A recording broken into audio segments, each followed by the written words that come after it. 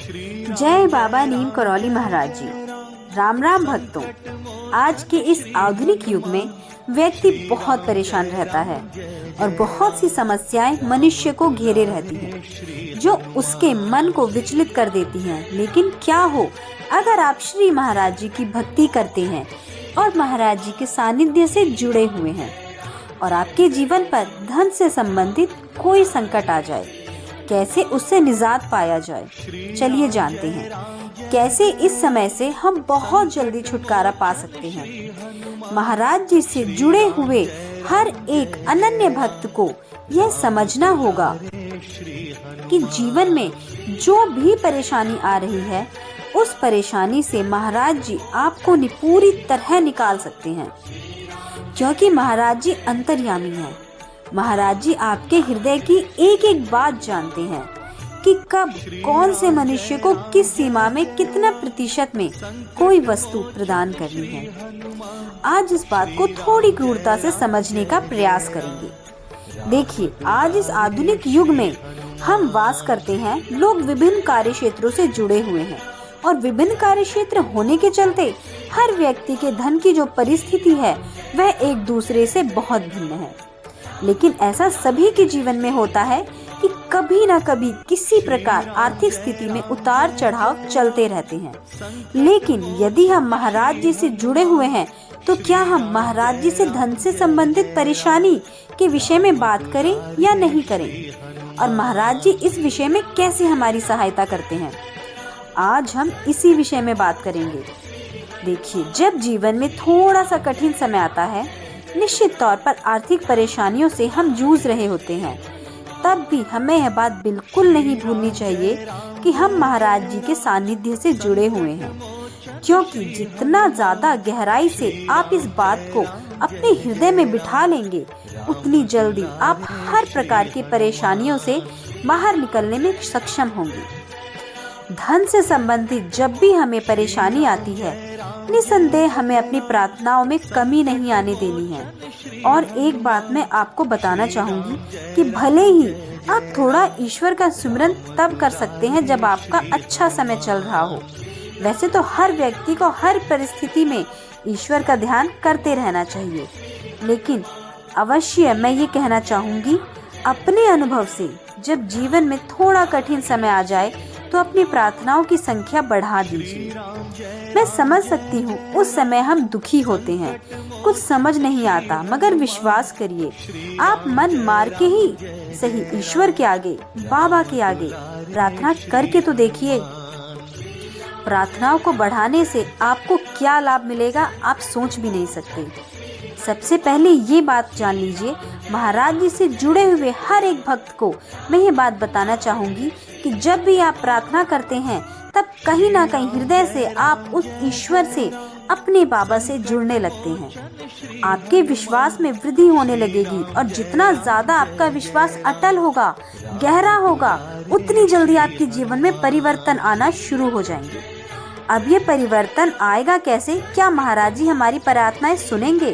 तो जी हाँ, महाराज जी प्रत्येक व्यक्ति की प्रत्येक प्रार्थना सुनते हैं और सुनते रहेंगे।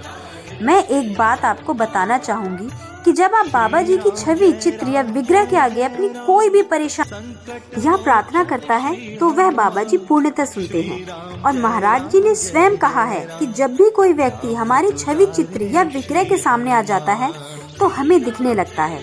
तो जब आप महाराज जी के विग्रह, चित्र के आगे अपनी प्रार्थना कर रहे होंगे तो निसंदेह आप महाराज जी को दिख रहे होंगे, तो निसंदेह आपकी प्रार्थनाएं भी महाराज जी तक जरूर पहुंच रही होंगी। इसलिए मैं आपको बताना चाह रही हूं कि हर प्रार्थना महाराज जी सुनते हैं।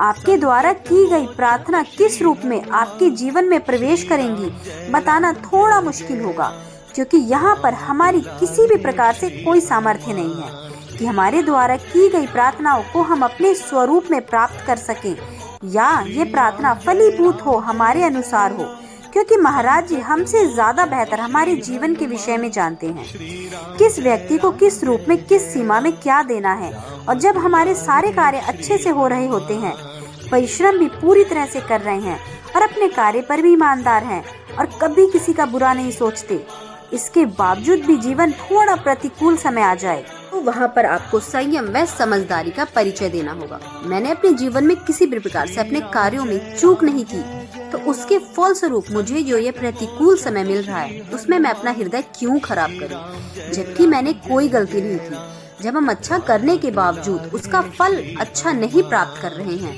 इसका अर्थ यह है कि जो हमने अपने जीवन में सोचा हुआ है, ईश्वर ने हमारे लिए उस कार्य को और भी अच्छा, हमसे ज्यादा सोचा हुआ है। ईश्वर की जो योजना है वह हमारे लिए बहुत ही अद्भुत होगी। हम सोचते हैं उनकी परिसीमा से कहीं बाहर मिलने वाला है। कहते हैं ना, नर सोचे और नारायण सोचे, फर्क है। इसीलिए हमारी बुद्धि से परे वो सारी चीजें जो ईश्वर हमारे लिए सोचते हैं और करते हैं और हमारे जीवन में प्रवेश करते हैं, तो इसलिए यहाँ पर थोड़ा स्थिर होने की आवश्यकता है। देखिए, समय कभी किसी का नहीं हुआ, समय हमेशा परिवर्तित होता रहता है। इस बात को याद रखिएगा कि समय अच्छा है तो इस बात पर थोड़ा सा भी मान नहीं करिएगा। जब अच्छे समय पर हम मान करते हैं, उस चीज का हम किसी भी प्रकार से बखान करते हैं, तो भूल जाते हैं कि यह समय कुछ समय के लिए आया है हमारे जीवन में। एक दिन यह भी बदल जाएगा। यही बात जीवन में प्रतिकूल समय आने पर भी सोचें कि यह भी एक समय है, बीत जाएगा, हमेशा ऐसा नहीं रहने वाला। इसलिए महाराज जी से कहते हैं कि जब तुम अपनी सारी सोच, बुद्धि, विचार सब कुछ मुझे समर्पित कर देते हो, तो उस समय पूरी तरह से तुम्हारे जीवन पर मैं प्रभावी हो जाता हूँ। अब आप खुद सोचिए कि आप अपने जीवन के लिए बहुत अच्छा सोच सकते हैं, कर सकते हैं। आप अपना जीवन की डोर महाराज जी के हाथों में देना चाहते हैं। दोनों में जो विकल्प आप चुनेंगे, अपनी सूझबूझ से, अपनी समझदारी से चुनिएगा। आपका अपना विकल्प ही आपके अपने जीवन को संचालित करेगा।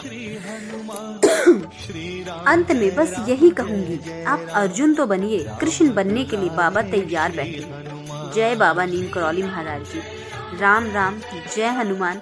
भक्तों, आज शायद मैं थोड़ा अच्छा नहीं पढ़ पाई क्योंकि छठ पूजा बीता है, मेरी थोड़ी तबीयत खराब है।